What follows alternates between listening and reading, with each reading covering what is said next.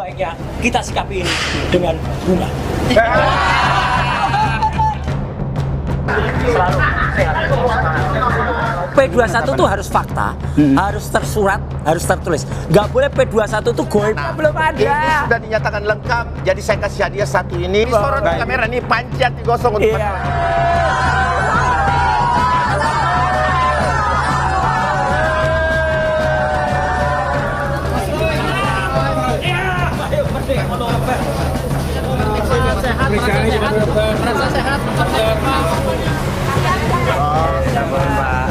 Kita ikuti proses hukum yang ada sampai nanti di sidang pengadilan.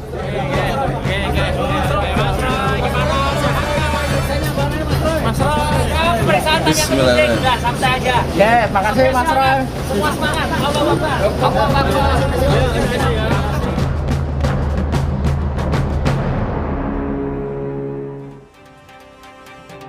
Saudara Kapolri Jenderal Listio Sigit Prabowo buka suara soal penangkapan Roy Suryo dan Dr. Tifa.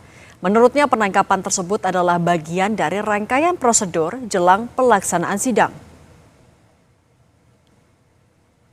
Menurut Listio, penangkapan Roy dan Tifa harus dilakukan penyidik sebelum diserahkan ke kejaksaan. Dalam proses itu, Roy dan Tifa menjalani rangkaian pemeriksaan kesehatan dan administrasi. Hal itu untuk memastikan kondisi keduanya benar-benar baik.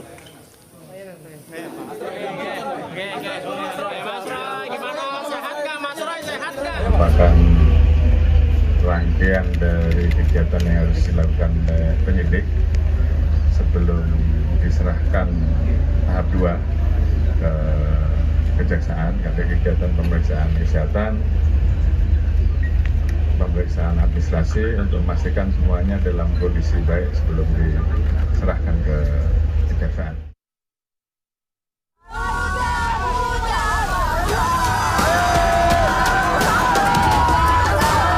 Sehari pasca polisi menangkap tersangka kasus fitnah ijazah Jokowi, Roy Suryo dan Dr. Tifa, tim kuasa hukum kini tengah mempersiapkan upaya pengajuan penahanan bagi keduanya.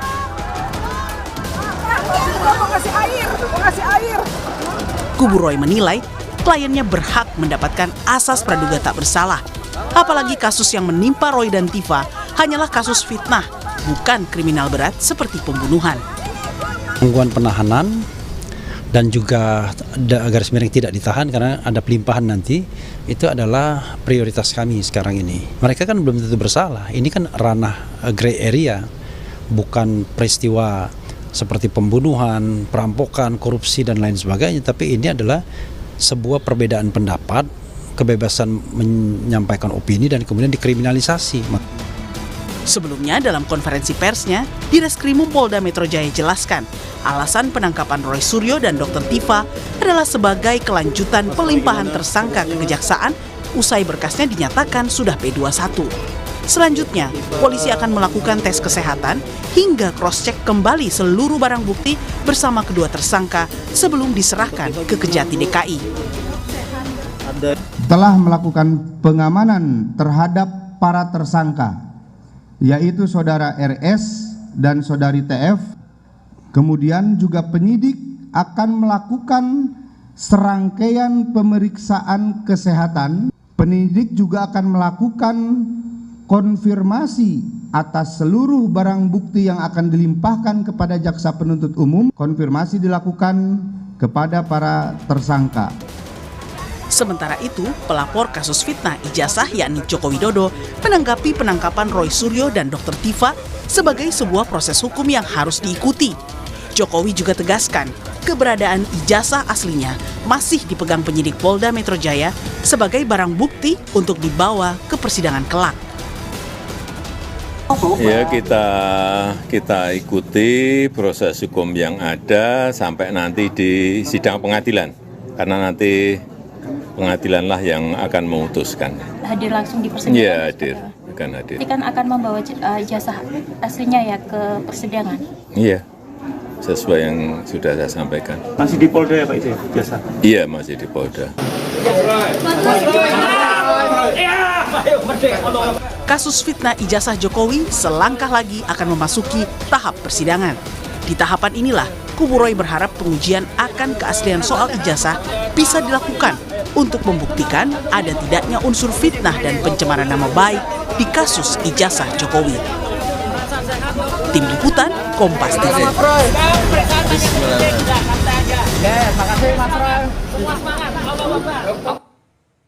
Lalu apa alasan kuat tim kuasa hukum untuk mengajukan penangguhan penahanan bagi Roy Suryo dan Dr. Tifa? Kita bahas bersama tim kuasa hukum Roy Suryo CS, Azam Khan, dan juga ada Sekjen Peradi Bersatu, Ade Darmawan. Selamat petang semuanya. Assalamualaikum warahmatullahi wabarakatuh. Waalaikumsalam warahmatullahi wabarakatuh. Bang Azam, kemarin kita kaget loh, Dr. Tifa keluar dari ruang pemeriksaan di IGD pakai kursi roda. Oke, itu akan asam lambung. Tapi kalau Bang Roy Suryo sampai diminta untuk perawatan lebih lanjut, sebenarnya ada sakit apa? Ini ke siapa? Bung Azam, Bung Azam. Ini. Oke, kalau Mas Roy itu sakit gula. Tapi sudah nggak ada masalah. Tadi istrinya juga udah kontak saya bahwa alhamdulillah nggak ada masalah, gitu loh ya. Sehat dan siap menjalani apapun, gitu loh ya. Berarti kalau sekarang masih di rumah sakit Polri, Bang? Iya, di rumah sakit Polri masih di situ. Bahkan dijaga ketat juga, gitu loh ya. Dijaga ketat, tidak sembarangan bisa masuk kecuali tim inti penasihat hukum maupun keluarga atau istri lah, anak juga, gitu ya. Artinya dalam konteks ini alhamdulillah sudah enak ya, baik Mbak Tifa maupun si Mas Roy. Oke, kalau gitu tapi Bang Azam, kalau dari versi kubu Anda sebenarnya apa alasan kuat yang akan Anda ajukan sampai Roy Suryo dan Dr. Tifa harus ditangguhkan penahanannya? Tangguhan penahanan itu kan diatur di KUHP pada siapapun, gitu loh ya. Artinya persoalannya bukan di situ aja, banyak hal gitu ya. Tentu walaupun itu diajukan penangguhan penahanan, ada yang menjamin kan begitu. Itu KUHP yang mengatur. Namun kalau untuk kesehatan itu sebenarnya kalau mengacu pada KUHP 142 huruf J, itu yang meminta adalah tersangka untuk diperiksa dan untuk mendatangkan dokter. Tapi etikat baik mungkin dari rekan Polda dan penyidik untuk memeriksa, oke, itu bagus lah ya. Yang penting poinnya itu memang ke arah untuk penyembuhan, gitu loh ya. Oke, tapi namun berarti alasan kuatnya apa untuk diajukan nanti? Alasan kuat agar penangguhan penahanan itu dikabulkan? Ya karena kasusnya kasus ringan, ini kan bukan kasus ya pencurian dengan diperberat, gitu loh ya. Bukan teroris, bukan koruptor, bukan kasus kriminal yang pembunuhan dan segala macam. Gray aja lah ini. Sebenarnya ini kasus ringan aja.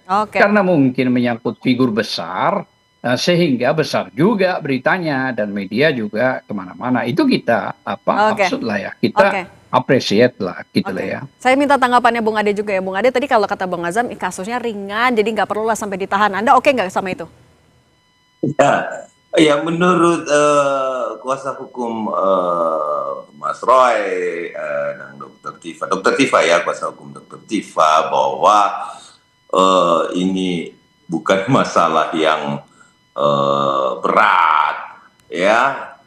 Kita berkaca pada diri kita masing-masing bahwa ketika kemudian ada penghinaan yang melibatkan bukan cuman Pak Jokowi yang terhina di sini, itu sampai melibatkan keluarga besarnya pun dihina, sampai ada yang datang ke kuburan. Bayangkan Mbak Sundi, ya bayangkan Mbak ya, ziarah orang mendatangi kuburan orang lain, ya, kemudian mendatangi itu pengen tes DNA. Ini nalar kita menyatakan bahwa ini ringan. Menurut mereka, karena mereka sudah ditahan. Coba kalau mereka nggak ditahan, wah lain Mbak. Jadi gini loh, itu hak dari teman-teman pengacara untuk mengajukan dan membantu kliennya. Kita tidak bisa membatasi itu karena itu juga diperkenankan oleh aturan dan perundang-undangan. Namun kalau seperti dikatakan bahwa dengan alasan ini bukan masalah yang pelik bagi mereka, itu bagi mereka bahwa kemudian menginjak-injak harga diri. Ingat loh, kita ini muslim, di dalam Islam itu jelas kok dikatakan lebih kejam dari pembunuhan. Berarti itu alasan menurut Anda sebaiknya ditahan aja? Ya, kalau saya bilang ini sudah bikin gaduh, Mbak. Jadi kalau hal-hal yang bikin gaduh itu ya diamankan saja, jangan sampai mengacaukan peradilan. Artinya begitu. Bahwa Oke, saya kalau sepakat, gitu, saya bikin gaduh nih. Saya sepaham. minta juga tanggapannya Bang Azam. Bang Azam katanya bikin gaduh Roy Suryo dan Dr. Tifa. Jadi gini, jadi gini, kalau kita bicara legal standing, si Ade ini kan bukan pengacaranya Pak Jokowi gitu loh ya. Dan dia kan apa gitu loh ya, kan itu dia. Jadi jangan terlalu Warna dalam saya juga kan bicara jelas, Jokowi. Pak Sam. Bukan, maksudnya kan Anda bukan pengacaranya Jokowi kan begitu. Nah itu yang pertama yang harus dijawab iya, itu loh. Ya, jadi Terus begini loh. masalahnya Karena bukan legal standing, yang biasa saja, fokus pada perkara, jadi bukan menyangkut soal Jokowinya, gitu loh ya. Jadi apa tadi yang disampaikan soal masalah kekuburan itu kan tak udah nggak bisa berdebat ya, itu asalkan hal-hal nggak bisa yang tidak berdebat ya. penting untuk legal disampaikan. standing ya. Sebentar, gue lagi ngomong, bro. Nggak punya, Ya, nggak punya ini ya. bukan, gue lagi ngomong, udah Nggak punya dengerin bahan. aja, gitu loh. Jadi gini, nggak usah juga bawa kuburan, ya oke Iya, lah, itu soal ziarah lah. Ya, Jadi gini, lihat dong. saya akan menanggapi ada satu persoalan yang urgent gitu loh ya. Kalau kita mengacu pada KUHP yang lama, dengerin aja dulu lah, ini keilmuan soal hukum ya.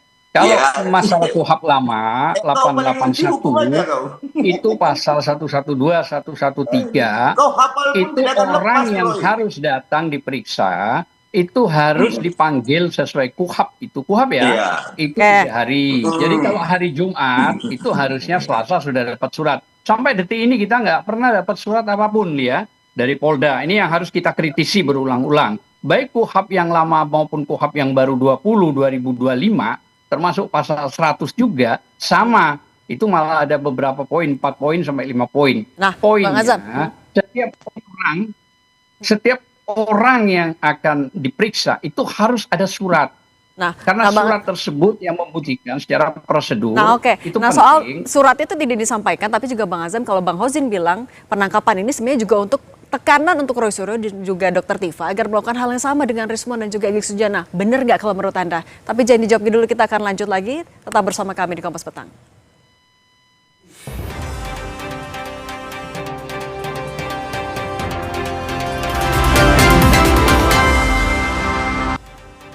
Kita lanjutkan lagi dialog bersama Bung Azam Khan dan Bung Ade Darmawan. Bung Azam, kalau kemarin Bang Hozinuddin bilangnya kalau penangkapan Roy Suryo dan Dr. Tifa ini adalah bentuk tekanan dari Solo agar mereka melakukan hal yang sama kayak Rismon dan juga Egy Sujana. Kubu Anda punya bukti apa sampai menuding itu sebenarnya? Jadi persoalannya itu sebenarnya kalau kita melihat ini kan memang sentralnya di Solo, yaitu sebagai pelapor. Karena sebagai pelapor wajar kita berbicara begitu. Artinya bentuk kewajaran itu bukan soal bukti dan segala macam. Tapi yang paling poin itu saya sampaikan bahwa pihak dari Polda, penyidik itu tidak pernah mengirimkan surat. Sesuai kita cerita tadi KUHP lama dan KUHP baru, KUHP 881 gitu ya. Nggak pernah ada pasal 112, pasal 113 itu nggak pernah ada. Dan kita sudah cek semuanya, kita datang ke rumahnya. Harusnya minimal 3 hari. Termasuk juga KUHP 20/2025. Itu juga diatur 2 hari. Kalau 2 kali dipanggil itu tidak datang, maka ada penjemputan paksa. Masa pantas dijemput, tidak boleh mandi, tunggu langsung. Mau ngopi, nggak boleh ngopi di sana. Mau ambil obat, nggak boleh. Sampai nggak bawa obat. Si pihak dari Roy Suryo gitu ya. Nah kalau ada, kalau dari kubu ujian. Oke sebentar, saya ke Bang Ade dulu. Kalau misalnya dari kubunya Roy Suryo CS menemukan ini dalam tanda kutip kejanggalan, nah Bung Ade, kalau menurut Anda, apakah kejanggalan dalam penangkapan itu, jangan-jangan memang benar-benar ada tekanan juga dari Solo? Jadi gini, inilah yang selalu diinsinuasi dari para pihak.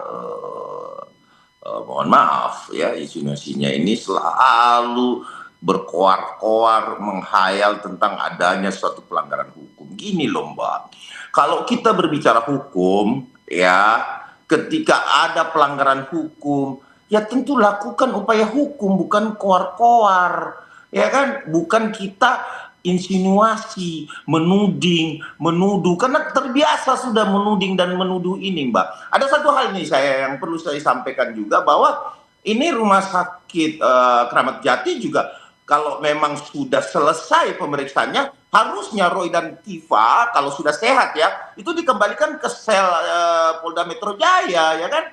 Harusnya sudah dikembalikan mereka kalau sudah sehat. Artinya sudah bisa menunggu sampai hari ditentukannya pelimpahan tahap 2. Karena kan tadi kita dengar sendiri bahwa Kapolri menyatakan bahwa ini hal yang lumrah dan wajar saja. Ini kan hal yang wajar. Satu penahanan ini bukanlah suatu hal yang berakhirnya satu kehidupan, tetapi ini adalah efek jera pertanggungjawaban hukum terhadap pelanggaran hukum. Ya kan, kalau kita tidak melanggar hukum, maka tidak mungkin ada jeruji besi, tidak mungkin ada penjemputan dan lain-lain sebagainya. Terpenuhnya unsur-unsur tindak pidana sehingga ada ada yang namanya efek jera di situ, ada tindakan-tindakan upaya paksa di situ. Nah, itu sebab akibat tahu dan mau gitu loh. Artinya ini konsekuensi. Tapi apapun itu, ya kita salut dengan Azam Khan ini bahwa dia membela. Azam Khan punya hak untuk membela kliennya sampai kapanpun. Tetapi menurut kami untuk melihat paradigma di masyarakat juga ini, bahwa kalau sudah sehat ya dikembalikan sajalah di sel Polda Metro Jaya. Itu sih yang itu sampai pelimpahan nantinya. Maksud Anda ditahan sampai pelimpahan. Oke. Nah, ini kan juga artinya ketika sudah mau ke pelimpahan, Bung Azam Khan, artinya kan sudah semakin dekat ke persidangan. Tapi dari kubunya Pak Jokowi atau dari relawannya Pak Jokowi bilang kalau bukti-bukti yang Anda punya juga sebenarnya cuma fotokopi doang. Berarti nggak kuat juga dong. Enggak lah. Kita ini belum masuk apa-apa masih gitu loh. Berarti ini itu kan juga dugaan-dugaan aja. Awal. Iya, tahap awal, belum apa-apa. Nggak bisa dijustifikasi seorang itu bersalah gitu loh ya. Bagaimana belum ada apa-apa gitu loh ya. Karena masalahnya ini kan cuma berpulang pada 310, 311 yang lama. Artinya gitu kalau ya. masih di tahap awal maksudnya ada kemungkinan apa lagi, Bang? Itu? Oke. Artinya kalau masih di tahap awal ada kemungkinan apa lagi? Maksudnya Bung Roy bisa dilepaskan? Banyak. Ini kan tanggal 22 besok hari Senin rencana mau di tahap 2 ke Kejari gitu. Walaupun harusnya ke Kejati karena kalau Polda ke Kejati, Polres ke Kejari. Tapi oke lah, itu nggak ada masalah gitu loh ya. Nah, itu kan kita tinggal lihat bagaimana. Nah, di situ surat banyak yang akan kita ajukan gitu loh ya. Tentu kita tidak perlu menyampaikan di sini gitu loh ya. Tapi yang jelas saya katakan bahwa prosedur penangkapan ini tidak melalui format KUHP yang saya sebut tadi gitu loh ya. Yang pertama KUHP lama 881 pasal 112 113 itu minimal harus 3 hari ada surat. Masa semua mau ditabrak yang begini-begini. Nah, begitupun KUHP yang baru juga 2025. Berarti pra peradilan nih. Sama. Ya, pra peradilan betul. Itu nanti kita pertimbangkan semua bagaimana mau pra peradilan sementara waktunya memang dibuat skenarionya begitu. Artinya nanti kita ini kan dalam tim ini kan merapatkan apa yang terbaik gitu loh ya. Kan ada pra peradilan itu yang terbaik. Mau disiapin yang terbaik itu adalah kesempurnaan milik Allah gitu loh ya. Lah kalau pra itu bisa saja iya, bisa saja enggak. Itu kan diperhitungkan. Tidak boleh dong orang dipaksa untuk melakukan itu. Enggak boleh. Jadi biarkan saja apa yang terjadi. Sekarang kan klien dipaksa ada di dalam. Karena klien kita ada di dalam, maka prosesnya masih dalam pemulihan. Pemulihannya sudah berjalan. Pemulihan sudah berjalan. Diserahkan kepada Kejari. Kalau gitu saya juga minta tanggapan dari Bung Ade dulu. Ya, jadi gini, jadi terkait pra peradilan itu berakhir tidak dapat diajukan lagi bila mana sudah masuk pada pembacaan dakwaan atau sidang pengadilan pertama.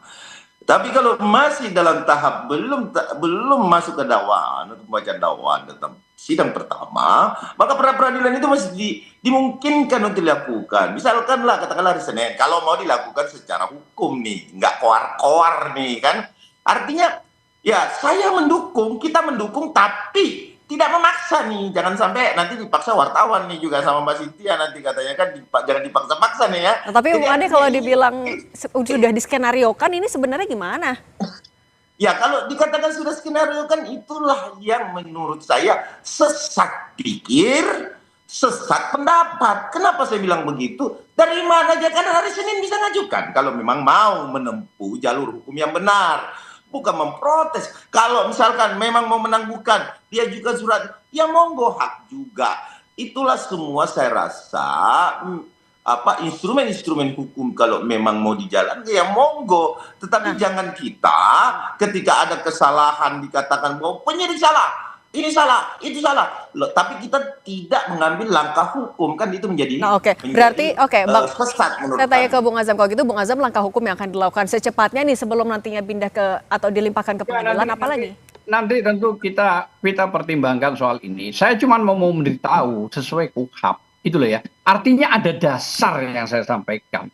Bukan sekedar omong-omong narasi, opini, ngemarahi orang, enggak. Saya berbicara dasar. Dasar hukumnya ini loh yang saya bicarakan. Nah, dasar hukum ini saya sampaikan bahwa memang harusnya ada surat, tapi surat itu enggak ada. Dan saya sudah tanyakan kepada penyidik, kenapa tidak diberikan surat itu? Diam. Lah, inilah yang saya maksud, bahwa jangan sampai serampangan proses hukum ini karena adanya tanda kutip tekanan, pesanan, pokoknya ini yang berbahaya. Nah, artinya apa? Hukum biarkan saja berjalan dengan sendirinya gitu. 400 hari loh dari laporan tanggal 30 April tahun 2025 baru sekarang ini loh. Terus 7 bulan ditentukan tersangka. Terus P21 itu kan ada batas waktunya 14 hari. Itu terlampaui sampai 4 bulan loh. Itu ada dasar semua yang saya bicara. Pasal KUHP 138 yang lama, yang baru pasal 62, 45 ayatnya. Artinya jelas di situ. Tapi kalau gitu melawan kekuasaan kita. Karena melawan kekuasaan. Maka kadang-kadang susah kalau kayak gitu. Oke, kita tunggu di hari Senin kalau gitu ya Bung Azam dan Bung Ade, kita tunggu di hari Senin nanti prosesnya. Oke, Bung Azam. Mbak, saya tambahkan sedikit. Oke, singkat aja Bung Ade. Singkat aja. Bahwa kemudian dikatakan ada orang besar, justru ya ini saya melihat ada atensi-intensi masuk ini sehingga pura-pura sakit nih. Ini harus dibuktikan. Kita juga akan mengarahkan. Oke, nanti dibuktikan. Oke, nanti kita lihat di persidangan juga ya. Kita juga lihat update di hari Senin. Bung Azam Khan dan Bung Ade Darmawan, terima kasih sudah berbagi bersama kami di Kompas Petang. Saya selalu